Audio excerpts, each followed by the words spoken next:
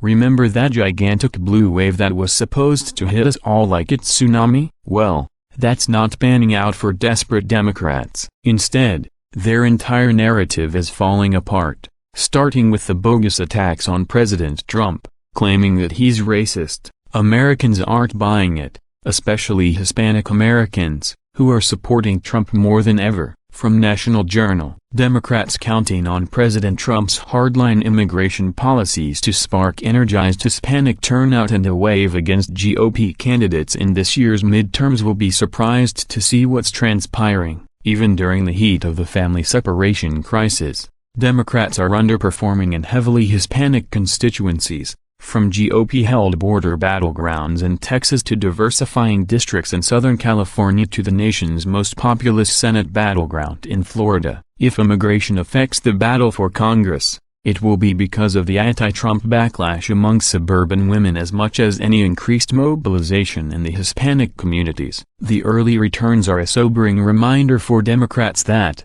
even as the Republican Party is becoming a more nativist institution, GOP candidates are still holding their own in diverse battlegrounds by distinguishing themselves from Trump. Rep. Will Hurd of Texas once looked like one of the most vulnerable House Republicans, representing a border district where Hispanics make up 70% of the population, a seat Hillary Clinton carried by 4 points in 2016. Hurd has long been an independent GOP voice, emerging as a critic of Trump's border wall proposals and a supporter of a path to citizenship for Dreamers. But, as Democrats frequently bring up, he's also a congressman whose partisan affiliation will help keep Republicans in charge of the House. He's in surprisingly good shape as he vies for a third term against Democrat Gina Ortiz-Jones. Despite holding one of the 25 GOP seats that Clinton carried, he's not on the list of the Cook Political Report's most endangered 31 members. His Texas colleagues John Culberson and Pete Sessions,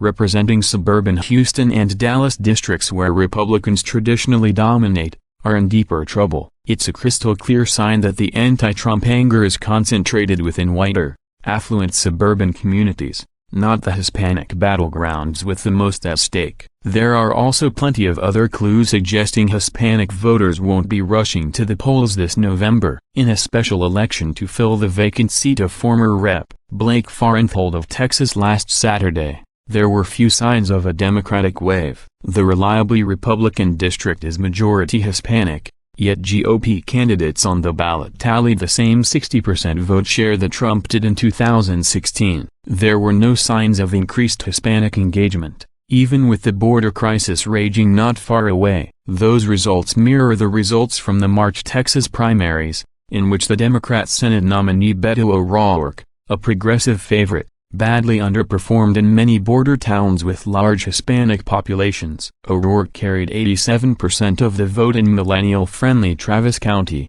Austin, but fell well short of a majority in most counties along the border. Move to the West Coast, and the results look similar. One of the Democrats' must-win targets in California, the seat of retiring Rep. Ed Royce, is looking surprisingly competitive. Even though this is a plurality Hispanic district that Clinton comfortably carried, a recent poll commissioned by the Democratic Congressional Campaign Committee found Republican Youngkin leading Democrat Gil Cisneros by 2 points, 45–43%. It's another sign that Hispanics may not be turning out to vote at a level commensurate to their representation. Florida is offering an even bigger shock to the Democrat system, given its perennial battleground status. In the state's marquee race pitting Gov. Rick Scott against Sen. Bill Nelson, the governor's standing with Hispanic voters is keeping him competitive despite the difficult political environment for Republicans. Two recently released polls show Scott, a longtime Trump ally,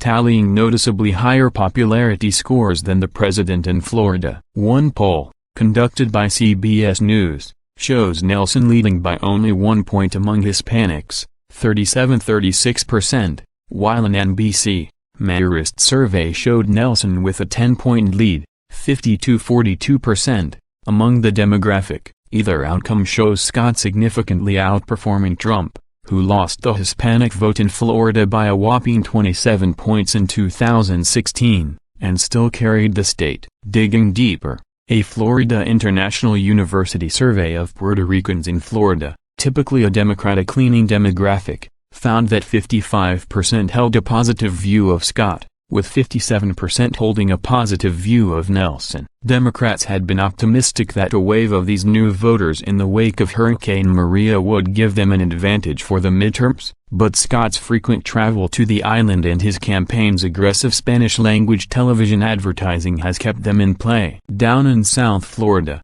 one of the few Republicans to represent a majority Hispanic district is also showing his resilience. In a recent Democratic survey conducted in his district, Rep. Carlos Corbello sported a solid 42-27 favorability score, with 48% of voters approving of Trump's job performance. Clinton won this district by 16 points, so if anything, these results suggest Trump has gained ground with the district's substantial Cuban American community since becoming president. Even in the New York City district where Alexandria Ocasio-Cortez engineered her stunning primary upset against Rep. Joseph Crowley, returns show that the biggest swing away from the congressman took place in the gentrifying precincts filled with young white voters. Ocasio-Cortez's compelling biography clearly captured the imagination of the district's Hispanic population, but it energized the progressive millennials even more. If immigration is a winning issue for Democrats in the midterms,